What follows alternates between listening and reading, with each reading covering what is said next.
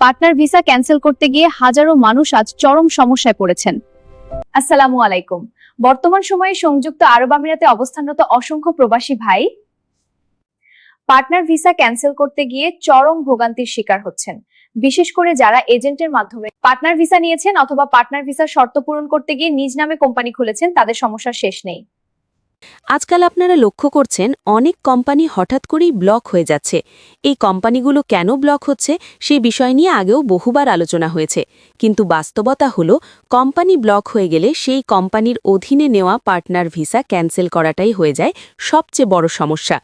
অনেক ক্ষেত্রে কোম্পানির লাইসেন্স এক্সপায়ার হয়ে থাকে, আবার অনেকের কাছে নিজের ভিসা ক্যান্সেল করার মতো কোনো অ্যাক্সেসই থাকে না। এই অবস্থায় যখন প্রবাসীরা বিভিন্ন টাইপিং সেন্টার বা অফিসে যান, তখন তাদের বলা হয় ভিসা ক্যান্সেল করতে হলে আপনাকে অবশ্যই আবির বা জাফরিয়া ইমিগ্রেশনে যেতে হবে। এখানেই বেশিরভাগ মানুষের মনে ভয় কাজ করতে শুরু করে।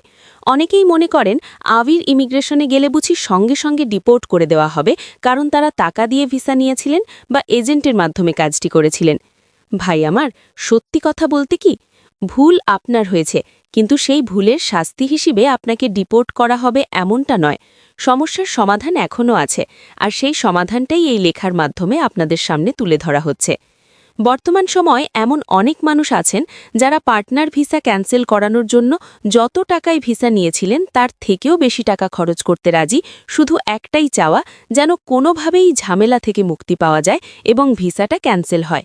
কিন্তু বাস্তবতা হলো আপনি যদি কাউকে টাকা দিয়েও এই কাজ করান, তবুও শেষ পর্যন্ত আপনাকেই নিজে উপস্থিত হয়ে আবির ইমিগ্রেশনে যেতে হবে, কারণ আপনি কোম্পানির পার্টনার, আপনার হয়ে অন্য কেউ এই কাজ করতে পারবে না। যদি আপনার কোম্পানি ব্লক হয়ে থাকে এবং আপনি পার্টনার ভিসা ক্যান্সেল করতে চান, তাহলে আবির ইমিগ্রেশনে যাওয়া ছাড়া আপনার আর কোনো বিকল্প নেই।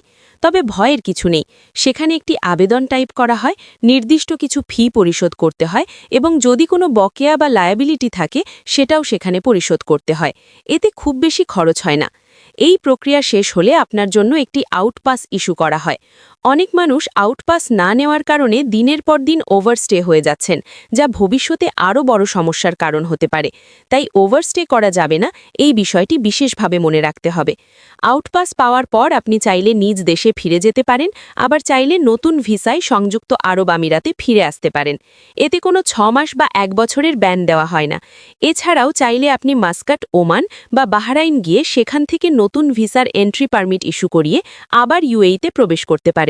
আর যারা এজেন্টের মাধ্যমে ভিসা নিয়েছেন এবং যাদের কাছে স্পন্সরের আইডি বা প্রয়োজনীয় অ্যাক্সেস নেই, তারাও আওয়ের ইমিগ্রেশনে গিয়ে অভিযোগ দাখিল করতে পারেন।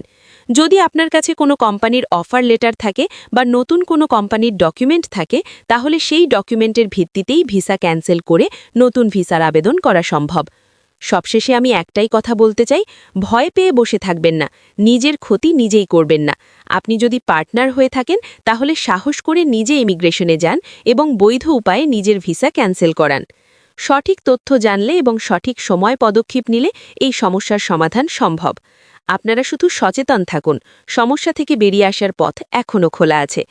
যোগাযোগের ঠিকানা: আল সিরাজ টাইপিং সার্ভিস, শারজা আল কাসিমিয়া, আল বুস্তান হোটেলের কাছে, সংযুক্ত আরব আমিরাত। 03365, ফোন 05678333266।